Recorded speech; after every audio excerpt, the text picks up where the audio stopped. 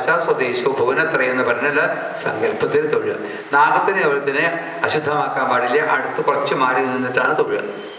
ശക്തമായ അനുഗ്രഹശക്തിയുള്ളതാണ് നാഗം. അത് മേനകാഗന്ധി എഴുതിയിട്ടുണ്ട് ഒരു പുസ്തകത്തിൽ. അതുപോലെ എന്താ പറയുക, കേച്ചേരി രാമേന്ദ്രൻ കൈലാസത്തിൽ പോയാലും എഴുതിയിട്ടുണ്ട്. ഹിമാലയത്തിലെ പല മഹാത്മാക്കളെയും കാണാനായിട്ട് നാഗരാജാവ് വരും അവിടെ. അതവർക്ക് അനുഭവമായിട്ട് പറഞ്ഞിട്ടുണ്ട്. അപ്പോൾ നാഗപ്രതിഷ്ഠയും ശിവപ്രതിഷ്ഠയൊക്കെ വളരെ ശക്തമായ സങ്കല്പമാണ്. അവിടെ നിന്ന് ഒരു സൈഡിൽ നിന്ന് തൊഴുതുകൊണ്ട് പറയുക, എന്നെ രക്ഷിക്കണമെന്ന് പറഞ്ഞാൽ തീർച്ചയായിട്ടും അതിന് ഫലം കിട്ടും. നമ്മുടെ ഇടയിൽ മാത്രമേ ഇങ്ങനെ സങ്കല്പങ്ങളിലോട്ടോ. ശിവലിംഗം അത്രയും പ്രധാനം തന്നെയാണ്. അപ്പം ലിംഗം എന്ന് വെച്ചാൽ ലക്ഷണം എന്നർത്ഥം, മറ്റൊരർത്ഥത്തിൽ എടുക്കാൻ പാടില്ല. അതായത് മംഗളത്തിൻ്റെ ലക്ഷണമായിട്ടാണ് ശിവലിംഗം. അപ്പം അതുകൊണ്ട് നോ തിര്യഞ്ചമർത്യം, രൂപമൊന്നും പറയാൻ നടത്തിയില്ല. ശിഷ്ടം യസ്യം നിഷേധേ സതി ദിവസതേ ലക്ഷണാവൃത്തി കൃഷ്ണേണാവേദ്യമാനം. എല്ലാം നിഷേധിച്ചു കഴിഞ്ഞ് അവസാനം ശേഷിക്കുന്ന വസ്തു എന്താണെന്ന് പറയാൻ, അതുകൊണ്ടാണ് നേതി നേതി നേതി എന്നാണ് വേദാന്ത ഭാഷ. എന്താ നേതി വെച്ചാൽ ഇതല്ല ഇതല്ല, നാസ്തി എന്നല്ല. നാസ്തി എന്ന് പറഞ്ഞാൽ ഇല്ല എന്നർത്ഥം. നേതി എന്ന് പറഞ്ഞാൽ ഇതല്ല ഇതല്ല ഇതല്ല എന്ന് പറഞ്ഞ് പോയിട്ട് ഏതാണെന്ന് അറിയുമ്പോൾ ഈ പോയ ആളുണ്ടാവില്ല. അതാണ് പറയുക. അതുവരെ ഉള്ളൂ. അവിടെ എത്തിക്കഴിഞ്ഞാൽ ഈ പോയ ആള് അതോട് ലയിക്കും. അതുകൊണ്ട് ഇതല്ല നീതി നീതി വേദാന്ത ഭാഷയാണ്. ഇതല്ല ഇതല്ല ഇതല്ല ഏതാണെന്ന് അറിയുമ്പോൾ അന്വേഷിച്ചാലുണ്ടാവില്ല, അയാളവിടെ മറിച്ചായിട്ടുണ്ടോ. അതാണ് ഇവിടെ പറയുന്നത്. എന്താണോ അവശേഷിക്കുന്നത് അതാണ് കൃഷ്ണേണാവേദ്യമാനം. എളുപ്പത്തിൽ പറയാൻ അറിയാൻ ബുദ്ധിമുട്ടാണ്. മായായം ബിംബിതസ്ത്വം സൃജസി മഹദഹങ്കാരതന്മാത്രഭേദൈ. പ്രകൃതിയുടെ ആ ഓരോ ഘടകങ്ങളെ ചേർത്ത് വെച്ചുകൊണ്ട് സൃഷ്ടി ഉണ്ടാവണു. ഭൂതഗ്രാമങ്ങൾ എന്ന് പറഞ്ഞാൽ പഞ്ചഭൂതങ്ങൾ ഉണ്ടാവണു, ഇന്ദ്രിയങ്ങൾ ഉണ്ടാവണു. അത് കഴിഞ്ഞാൽ എപ്പോഴാണ് ഭഗവാൻ അത് വേണ്ടാന്ന് തോന്നുന്നത്, എങ്ങനെയാണോ ആമ അതിൻ്റെ സൗകര്യം പോലെ അതിൻ്റെ അവയവങ്ങളെ അകത്തേക്ക് എടുക്കുന്നത്, അതുപോലെ ഈ സൃഷ്ടി അകത്തേക്ക് പോകും. ഭഗവാനിലേക്ക് ആവശ്യം വന്നാൽ പുറത്തേക്കും വരും. അതാണ് ഞാൻ പറഞ്ഞത്, there is no creation, it is really called as projection. There is no creation എന്നാ പറയുക, it is really a projection എന്നാ പറയുക. പക്ഷെ നമ്മളൊക്കെ പറയുന്നത് ക്രിയേഷൻ എന്നാ പറയുന്നത് മാത്രമേ ഉള്ളൂ. അതാണ് ഭൂയസംഹൃത്തി സർവം കമണ യോധന്യാത്മനാ കാലശക്തിയ. പിന്നെ ഓരോരുത്തരും ഓരോ പേര് വിളിക്കും. ക്രിസ്ത്യൻസ് വിളിക്കും ജീസസ് എന്ന്, മറ്റൊരു വിളിക്കും അല്ലാന്ന്, അള്ളാന്ന് വിളിക്കും, ബുദ്ധൻ എന്ന് വിളിക്കും. ഓരോരുത്തർ വിളിക്കുന്നതും വിളി കേൾക്കുന്ന ആള് ഒരാളാണ്. ഈ ഒരു തത്വം മനസ്സിലാക്കിയിരുന്നുണ്ടെങ്കിൽ ഈ മതസംഘർഷങ്ങൾ ഉണ്ടാവില്ല. ഒരേ ആളെ പല നാമത്തിൽ വിളിക്കണു. ഇപ്പം നമ്മൾ തന്നെ ഞാൻ ആദ്യം പറഞ്ഞതുപോലെ തന്നെ ചേച്ചി, അനീത്തി, അമ്മായി, അമ്മാവൻ, അച്ഛൻ, ഇതൊക്കെ വിളിക്കുമ്പോഴും ആൾ ഒരാളാണ്. പേര് മാറുമ്പോൾ പേരിൽ വേറെ, പക്ഷെ വ്യക്തി ഒന്നെന്ന് പറഞ്ഞ പോലെ ശബ്ദബ്രഹ്മേതി കർമ്മേതി കാല, ഇങ്ങനെ പല പേരും പറയാം. ത്വാമേകം വിശ്വഹേതം സകലമയതയാ സർവദാ കല്പ്യമാനം. ഈ പ്രപഞ്ചം മുഴുവൻ തന്നെയും ഈ ശക്തിവിശേഷത്തിൻ്റെ അധീനത്തിലാണ്. അത് ഇന്ന പേരെന്ന് പറയാൻ ബുദ്ധിമുട്ടുണ്ട്. അതുകൊണ്ട് വേദാന്തികൾ അപ്പം പരമകൃഷ്ണ എന്ന് പറയും. അങ്ങനെ ഓരോരുത്തരും അതിനെ വ്യത്യസ്ത പേരിൽ വിളിക്കുമ്പോഴും ഇത് മനസ്സിലാവില്ല. പ്രേക്ഷാമാത്രേണ ദൃഷ്ടി കൊണ്ട് മാത്രം മൂലപ്രകൃതിയെ ക്ഷോഭിപ്പിച്ചുകൊണ്ട് സൃഷ്ടി ഉണ്ടാവുന്നു. അപ്പം അതുകൊണ്ട് ഈശ്വരനെ അറിയാന്നുള്ളത് ബുദ്ധിമുട്ടാണ്. അനുഭവിക്കാൻ വിരോധമില്ല, പക്ഷെ അറിയാൻ പറ്റില്ല. അല്ലേ? മാമ്പഴം നമുക്ക് തിന്നാം, പക്ഷെ അത് പറഞ്ഞു കൊടുക്കാൻ പറ്റില്ല. മാമ്പഴത്തിൻ്റെ സ്വാദം എന്താണെന്ന് അനുഭവിക്കാൻ വിരോധമില്ല, പക്ഷെ അറിയാൻ ബുദ്ധിമുട്ടാണ്. സത്വേന സത്തയാവാന സകല സത്വേന നിർവാച്യരൂപ ധസ്തൈ അസാപവിദ്യ ഗുണ ഭണി. ഗുണം എന്ന് പറഞ്ഞ കയറ്, ഭണി എന്ന് പറഞ്ഞ സർപ്പം. അപ്പോൾ എന്താ, നമ്മൾ സന്ധ്യയ്ക്ക് നടന്നു പോകുന്ന സമയത്ത് വളഞ്ഞു കിടക്കുന്ന ഒരു കയറ് കണ്ടാൽ ഇരുട്ടത്ത് എന്താ തോന്നുക? പാമ്പ. അത് ഞാൻ ടോർച്ചടിച്ചാലോ? അതാണ്, ഇതൊരു സ്വപ്നം പോലെയാണ്. ആ ജ്ഞാനപ്രകാശം അടിച്ചു കഴിഞ്ഞാൽ സത്യം തിരിച്ചറിയാൻ പറ്റും. അതുവരെ ഇതൊക്കെ എന്തൊക്കെയാണെന്നൊരു മായാഭ്രമത്തിൽ നമ്മൾ പെട്ടുപോകാറുണ്ട്. അതുകൊണ്ട് പറഞ്ഞു, സ്വല്പം അഭ്യസ്തധർമ്മസ്യ ത്രായതേ മഹതോഭയാന്ന് ഗീത പറയുന്നുണ്ട്. കുറച്ചെങ്കിലും ഒരു ബോധം ഇവിടെ പറഞ്ഞിട്ടുണ്ട്. വിദ്യാത്വം ശൈവയാത ശ്രുതി വചന ലവം. ലവം എന്ന് പറഞ്ഞാൽ കുറച്ചെങ്കിലും ഈ ഒരു സത്യം തിരിച്ചറിഞ്ഞു കഴിഞ്ഞാൽ സംസാരത്തിലെ പല ഭയങ്ങളിൽ നിന്ന് നമുക്ക് പോകാൻ പറ്റും. അതാണ് യത്കൃപാസ്യന്തലാഭേ സംസാരാരണ്യ സത്യസ്തുടന പരശുതാമീതി പരശുവായിട്ട് മടുവായിട്ട് മാറും. പിന്നെ പറഞ്ഞു സ്വർണ്ണപ്പണ്ടങ്ങളിലൊക്കെ നമ്മളൊക്കെ സ്വർണ്ണക്കാരെ പോയി കഴിഞ്ഞാൽ സ്വർണം വാങ്ങിക്കോ, വള വാങ്ങിക്കോ, ചെയിൻ വാങ്ങിക്കോ, ഇത് വാങ്ങിക്കോ. നമ്മൾ പോയാൽ സ്വർണം തരാൻ പറയോ, അതോ വള തരാൻ പറയോ, മുതലം തരാൻ പറയോ, അതോ കാതിരുന്നത് തരാൻ പറയോ? സ്വർണം തരാൻ പറയില്ല. എന്താ വേണ്ടേ? വള വേണം, മുതിരം വേണം എന്നല്ലേ പറയുള്ളൂ. പക്ഷെ ഈ വളയും മുതിരും ഒക്കെ എന്താ സാധനം? സ്വർണം തന്നെ. അതുപോലെ എല്ലാ സ്വർണ്ണ ആഭരണങ്ങളിലും സ്വർണ്ണമുള്ള പോലെയും എല്ലാ മൺപാത്രങ്ങളിലും മണ്ണുള്ള പോലെയും സർവത്തിലും ആരുടെ അംശമുണ്ട്? ഭഗവന്റെ അംശം ഉണ്ട്.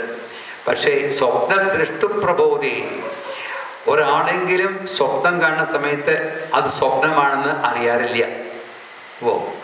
എപ്പോഴാ അറിയുക? ഉണർന്നു കഴിഞ്ഞിട്ടാ. ഉണരണ വരെ സ്വപ്നമായിട്ട് നിൽക്കുകയാണ് അവിടെ. അത് സത്യമെന്നാണ് വിചാരിക്കുക. കരയും, ഒച്ചയെടുക്കും, ഒക്കെ ചെയ്യും. നമ്മൾ എന്തൊക്കെയോ ശബ്ദം ഉണ്ടാക്കും. അപ്പോൾ അടുത്തൊരു കാര്യം മിണ്ട, എന്താ ശബ്ദം ഉണ്ടാക്കേണ്ടത്? ഞാൻ സ്വപ്നം കണ്ടതാ. ആ സ്വപ്നം കാണുന്ന ആൾക്ക് ഒരിക്കലും അത് സ്വപ്നം തോന്നാറില്ല. ഉണർന്നു കഴിഞ്ഞാലേ മനസ്സിലാവുള്ളൂ. ഇപ്പൊ സ്വപ്നദൃഷ്ടുപ്രബോധേ. അപ്പോൾ ഈ അവസ്ഥയിൽ നിന്ന് അടുത്ത സ്റ്റേജിൽ പോകുമ്പോഴാണ് സത്യം എന്താണെന്ന് അറിയുള്ളൂ. തിമിരളയവിധോ ജീർണ രജ്ജോഷ്ട യദ്വത് വിദ്യാലാഭേദൈവ സ്ഫുടമഭി. പിന്നെ ചോദിക്കുകയാണ്, ആര് പറഞ്ഞിട്ടാണ് സമയാസമയത്ത് സൂര്യൻ ഉദിക്കുന്നത്? ആര് പറഞ്ഞിട്ടാണ് സമയാസമയത്ത് മഴ പെയ്യുന്നത്? ആര് പറഞ്ഞിട്ടാണ് ചന്ദ്രൻ ഉദിക്കുന്നത്? ആര് പറഞ്ഞിട്ടാണ് ജ്യോതിർഗോളങ്ങൾ ചലിച്ചുകൊണ്ടിരിക്കുന്നത്? ആര് പറഞ്ഞിട്ടാണ്? യദ്ഭീത്യാ ഉദീതി. ആരെയോ ഭയന്നുകൊണ്ടാണ് അത്രേ ഇവരൊക്കെ ചെയ്യുന്നത്. ആര് ഭയമുണ്ട് അവർക്ക്? കറക്റ്റായിട്ട് അവർക്കല്ലേ, രാവിലെ പോകണോ വൈകിട്ട് പോകണോ, അതെല്ലാം കറക്റ്റായിട്ട് പോയിക്കൊണ്ടിരിക്കുകയാണ്. ഒരു ട്രാഫിക് ജാം കൂടി ഇല്ല സൗരയൂഥത്തിൽ, അല്ലേ? ഈ ഭൂമിയുടെ സ്പീഡെന്ന് പറഞ്ഞപ്പോൾ ശുക്രൻ വന്ന് അവിടെ തടഞ്ഞു നിന്നു. അവിടെ കുറച്ച് പേര് നിൽക്കേണ്ടി വന്നു. റെഡ് ലൈറ്റിൽ പെട്ടുപോയി. പറഞ്ഞു കേട്ടിട്ടുണ്ട് പലരും. നമ്മളുണ്ടാക്കുന്ന ട്രാഫിക് ജാമിൻ്റെ കഥ പറയാണ്ടിരിക്കാൻ നല്ലതല്ലേ ഇവിടെ? അപ്പോൾ ഏതോ ഒരു ശക്തിവിശേഷത്തിൻ്റെ അപാരമായ പ്ലാനിങ് ആണ് ഈ പ്രപഞ്ചം, അല്ലേ? മാങ്ങണ്ടി കുഴിച്ചിട്ട് കഴിഞ്ഞാൽ പ്ലാവ് ഉണ്ടാവുമോ? ഉണ്ടാവില്ല. മാങ്ങണ്ടി കുഴിച്ചാൽ മാവേ ഉണ്ടാവുള്ളൂ. കറക്റ്റാണത്. അപ്പം ഇതുപോലെ സർവത്തിനെ സിസ്റ്റമാറ്റിക്കായിട്ട് കൊണ്ടുപോകുന്നുണ്ടെങ്കിൽ ഏറ്റവും വലിയ യൂണിവേഴ്സൽ സിസ്റ്റം ആരുടെ കയ്യിലാന്ന് നോക്കിയാൽ മതി. അതുകൊണ്ട് ഭീത്യ ഉദയതി സൂര്യോ. അതുപോലെ ബ്രഹ്മാദികൾ പോലും പ്രവർത്തിക്കുന്നത് അതിനെ അടിസ്ഥാനമാക്കിയിട്ടാണ്. ഏനോ ഇവരൊക്കെ അതാത് സ്ഥാനത്ത് ഇരിക്കുന്ന ഇത്രയും പേര് ഇവിടെയുണ്ട്. നിങ്ങൾ ജനിച്ചൊരു സ്ഥലത്ത്, ജീവിക്കുന്നത് വേറെ സ്ഥലത്ത്, അല്ലേ? ചോദിച്ചു നോക്കുക. ഞങ്ങളെ കല്യാണം കഴിച്ച് ഇങ്ങോട്ട് കൊണ്ടുവന്നതാ, ഞങ്ങളെ കല്യാണം കഴിച്ച് അങ്ങോട്ട് കൊണ്ടുപോയതാ, ജനിച്ചത് ഇവിടെയൊന്നുമില്ല. ഇങ്ങനെ ഓരോരുത്തരും എവിടെയോ ജനിക്കണു, എവിടെയോ വളരണു, എവിടെയോ പോഷണം നേടുന്നു, എവിടെയോ മരിക്കണു. ആർക്കും നിയന്ത്രണമില്ല. അപ്പം ഇതൊക്കെ ആലോചിച്ചാൽ ഏതോ ശക്തിവിശേഷം എവിടെയൊക്കെയോ എന്തൊക്കെയോ ചില അഡ്ജസ്റ്റ്മെന്റ് ചെയ്യേണ്ടതെന്ന് അറിയാൻ ബുദ്ധിമുട്ടൊന്നുമില്ല. ഏനൈവ ആരോപിതാക്രം നിജപദമപിതേ ചാവിതാരസ്യ ഭസ്മൈ വിശ്വം നിയന്ത്രി. അതുപോലെ ഈ 3 ലോകങ്ങളുണ്ടാവുന്നു. ഭൂർഭുവസ്വ കേട്ടില്ലേ? ഗായത്രിയുടെ വ്യാകൃതിയാണ് ഭൂർഭുവസ്വ. ഭൂലോകം, ഭൂവർലോകം, സ്വർലോകം. ഈ 14 ലോകങ്ങളുടെ ഷോർട്ട് ഫോമാണിത്. ആ ലോകങ്ങളെല്ലാം ആരുണ്ടാക്കണമെന്ന് ചോദിച്ചാൽ ഭഗവാൻ തന്നെയാണ്. അതുപോലെ ത്രിഗുണമയമിതം, അത് ത്രൈക്ഷരസ്യൈകവാച്യം ഓങ്കാരം, ത്രിശാനാമൈക്യരൂപം, ത്രിമൂർത്തികളുടെ ഏകത്വഭാവം, ത്രിപിരലിംഗമായി എന്തൊക്കെയാണ്? ഋക്ക്, യജുസ്, സാമം. ഇത് 3ആണ് ഇവിടെയുള്ളത്. അഥർവവേദം ഇല്ല, അതിനെ പറഞ്ഞിട്ടില്ല. അഥർവവേദത്തിന് കുറച്ചൊരു ദോഷമുള്ളത് കൊണ്ട് അതിനെ ശുദ്ധമായിട്ട് പരിശുദ്ധമായൊരു വേദമായിട്ട് കണക്കാക്കിയിട്ടില്ല. ഏതിനെ? അഥർവവേദത്തിന്. അപ്പോൾ ത്രിവേദങ്ങളാണ് പ്രധാനം: ഋക്ക്, യജുസ്, സാമം. അതുപോലെ 3 അവസ്ഥകൾ എന്തൊക്കെയാണ്? ഭൂതകാലം, വർത്തമാനകാലം, 3. അപ്പം ത്രിവസ്ഥകൾ. ത്രിജുവജനീയുഷം കലികാലത്തിൽ ഭഗവാൻ അവതരിക്കാറില്ല അത്രേ. ഈ കൃതായുഗത്തിലും ത്രേതായുഗത്തിലും ദ്വാപരത്തിലും അവതരിച്ചു കഴിഞ്ഞാൽ കലികാലത്തിൽ ഒരു അവതാരം വരാൻ പോകുന്നുണ്ട്, വാട് പിടിച്ചുകൊണ്ട്. എപ്പോഴാന്ന് വെച്ചാൽ കലിയുഗം അവസാനിക്കുന്ന സമയത്ത് വരുന്ന അവതാരമാണ് കൽക്കി അവതാരം. ഇതിനിടയ്ക്ക് അദ്ദേഹം എന്താ ചെയ്തേക്കണേ? ഏറ്റവും കൂടുതൽ ഭക്തന്മാർ ഇറങ്ങി വിലസിയിട്ടുള്ള യുഗം കലിയുഗമാണ്. അത്രയും ഭക്തന്മാരുണ്ടാവില്ല. വേദാന്തത്തിനല്ല, ഭക്തിക്ക് പ്രാധാന്യമുള്ളതാണ് കലിയുഗം. ആ ഭക്തി കൊണ്ടാണ് കലിയുഗത്തിനെ നമ്മൾ അതിജീവിക്കേണ്ടത് വാസ്തവത്തിൽ. അതുകൊണ്ട് പറഞ്ഞു 3 യുഗത്തിൽ ജനിക്കണം. അതുപോലെ ത്രിക്രമാക്രാന്ത വിശ്വം, പ്രപഞ്ചത്തിനെ അതിക്രമിച്ച് നിൽക്കണു ഭഗവാൻ. അതടുത്ത ദശകത്തിൽ വരുമ്പോൾ പറയാം. ത്രൈകാലീ ഭേദഹീനം, ഒരു മാറ്റമില്ലാത്ത വസ്തു. അതുപോലെ ത്രിവിരഹ മനുഷ്യം, 365 ദിവസവും 24 മണിക്കൂറും ഓരോ ദിക്കിലും ഓരോരുത്തരും ആരെ വഹിച്ചുകൊണ്ടിരിക്കണു? ഭഗവാനെ വഹിച്ചുകൊണ്ടിരിക്കണം. പിന്നെ പറഞ്ഞു സത്യം ശുദ്ധം വിബുദ്ധ ജയതി തപവപു.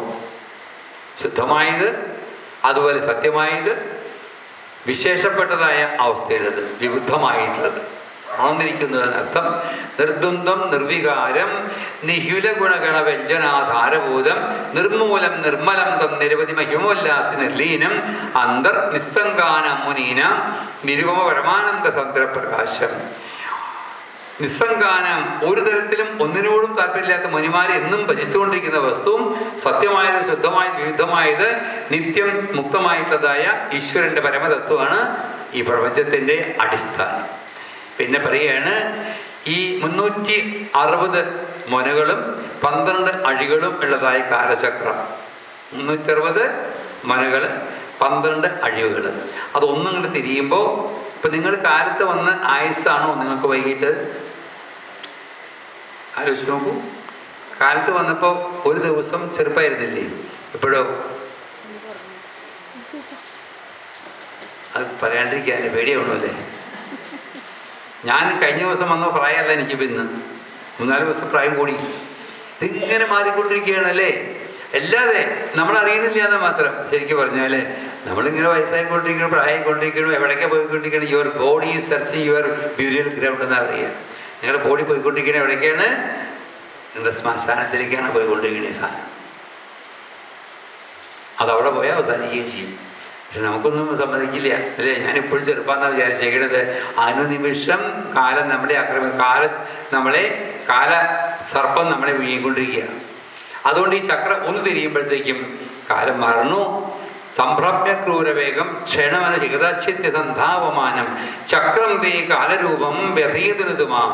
അവിടുത്തെ ഈ ഒരു കാലചക്രം എന്നെ ബാധിക്കാതിരിക്കുക, അല്ലെങ്കിൽ എന്നെ ഉപദ്രവിക്കാതിരിക്കണം ഗുരുവായൂരപ്പ. ത്വത്പദൈകാവലംബം, അവിടുത്തെ മാത്രമേ ആലംബമുള്ളൂ എന്ന് പറഞ്ഞുകൊണ്ടാണ് ആ ദശകം അവസാനിക്കുന്നത്. അപ്പം എന്നും നമ്മൾ ചിന്തിക്കണം, നമ്മളെപ്പോഴും അനുദിനം മാറിക്കൊണ്ടിരിക്കൂ, അനുനിമിഷം മാറിക്കൊണ്ടിരിക്കണു. നമ്മളിങ്ങനെ പോയിക്കൊണ്ടിരിക്കുക. എവിടേക്കാണ് പോണത്? തെക്കോട്ട് യാത്ര ചെയ്തുകൊണ്ടിരിക്കുക. നമ്മൾ പോലും അറിയാതെ നമ്മുടെ വണ്ടി പോണത് എവിടേക്കാണ്? ഈ വണ്ടി നമ്മളറിയണതില്ല. അതാണ്, ആലോചിച്ചാൽ മതി. യാത്ര പോയിക്കൊണ്ടിരിക്കുക, നമ്മൾ ട്രാവൽ ചെയ്തുകൊണ്ടിരിക്കുക. നമ്മൾ അറിയുന്നില്ല ട്രാവൽ ചെയ്യണത് അല്ലേ? എങ്ങനെയാണെന്ന് ചോദിച്ചാൽ, ഇപ്പോൾ കാറിൽ ഗുരുവായൂർക്ക് പോകുമ്പോൾ നിങ്ങളാണോ ട്രാവൽ ചെയ്ത്, കാറാണോ പോയത്? നിങ്ങൾ കാറിനുള്ളിൽ ഇരുന്നില്ലല്ലോ, ഓടിയതല്ല. കാറല്ലേ ഓടിയത്. ആ ഓട്ടത്തിൻ്റെ കൂടെ നിങ്ങൾ ഓടി, നിങ്ങൾ അറിഞ്ഞിട്ടില്ല. കാർ അവിടെ എത്തിയപ്പോൾ നമ്മൾ പറഞ്ഞു ഗുരുവായൂർ എത്തിയെന്ന്. ഓടിയത് കാറ്, എത്തിയത് ഞാൻ. ഇതുപോലെ കാലമാകുന്ന വാഹനത്തിൽ നമ്മളിങ്ങനെ സഞ്ചരിച്ചുകൊണ്ടിരിക്കുകയാണ്, നമ്മൾ അറിയുന്നില്ല. ആ കാലം ഇങ്ങനെ മാറി മാറി മാറി മാറി വരുമ്പോൾ എന്നിട്ട് പറയും കഴിഞ്ഞ വലത്തേക്കാലം ക്ഷീണമായി തവണ. ഇപ്പം പണ്ടത്തെ പോലെ നടക്കാൻ പറ്റണില്ല. പക്ഷെ വണ്ടി പഴയതായി. ഈ ഇരിക്കുന്ന ഓരോന്നും ഓരോ മോഡൽ വണ്ടികളാണ്. 1960, 1940, 1930, 1935 പഴയ വണ്ടികളാണ്. അതിന് സ്റ്റിയറിംഗും വർക്ക് ചെയ്യണില്ല, ഗിയർ വർക്ക് ചെയ്യണില്ല, ബ്രേക്ക് ഇല്ലാണ്ടായി. അങ്ങോട്ട് തിരിച്ച് ടയറൊക്കെ പഞ്ചറായി. പിന്നെ അങ്ങനെ പോകുന്നത് മാത്രം. ഇടയ്ക്കിടയ്ക്ക് വർക്ക്ഷോപ്പിൽ കൊണ്ട് കയറ്റും, തിരിച്ചു കൊണ്ടുവരും, പിന്നെ വർക്ക്ഷോപ്പിൽ കൊണ്ടും. ഒരിക്കൽ വർക്ക്ഷോപ്പിൽ കയറ്റി വർഷക്കാരൻ പറഞ്ഞ് ഈ നേരെ കയറ്റി കാര്യമൊന്നുമില്ല.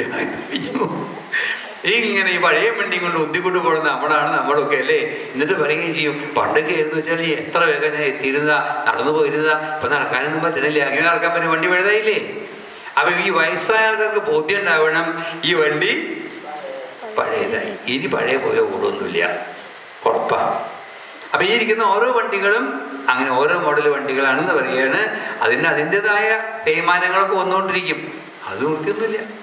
അത് കഴിഞ്ഞ 99-ാം ദശകത്തിലാണ് ഭഗവാന്റെ ആ സഗുണമായിരിക്കുന്ന കാര്യം പറയുകയാണ്. എത്ര അവതാരങ്ങൾ എടുത്തിട്ടുണ്ട്, എത്ര ഭഗവാൻ ഇവിടെ വരുന്നുണ്ട്. അനുദിനം ഇവിടെ വന്നുകൊണ്ടിരിക്കുന്ന ആളാണത്രേ ഭഗവാൻ. ഓരോ തരത്തിൽ ഒരു ദിവസം ഒരു 2-3 പ്രാവശ്യമെങ്കിലും നമ്മൾ ഭഗവാനെ കാണുന്നുണ്ടെന്നാണ് പറയുക. പച്ചക്കറിക്കാരനായിട്ടായിരിക്കാം, പേപ്പറുകാരനായിട്ടായിരിക്കാം, ഏതെങ്കിലും തരത്തിൽ നമുക്ക് ആരെ കാണാം? ഭഗവാൻ ഒരുത്തരെ അറിയില്ല നമ്മൾ. അങ്ങനെ നമുക്ക് അങ്ങോട്ട് കാണാൻ മോഹമില്ലെങ്കിലും നമ്മളെ കാണാൻ ഏതെങ്കിലും വേഷം കെട്ടിയിട്ട് ആളെത്തും. അതാർക്കും അറിയില്ല. അതുപോലെ അധ്യായാശേഷകത്രേ പ്രതിനിമിഷ നവീനായ, അല്ലേ? ഗുരുവായൂരപ്പന് പ്രായമാവാറുണ്ടോ? ഒരിക്കലുമില്ല. അതേപോലെ നിൽക്കുക. നമുക്കൊക്കെ പ്രായം. പ്രതിനിമിഷ നവീനായ, എന്നും പുതിയതാണ്. ഭക്താത്മീയ ഓരോരുത്തരും ചിലർക്ക് യാഗം കൊണ്ട്, യോഗം കൊണ്ട്, പൂജ കൊണ്ട്, സ്തുതി കൊണ്ട്, സദാസമയത്തും ഭജിച്ചുകൊണ്ട് ഇവരെല്ലാവരും എവിടേക്കാണ് പോണത്?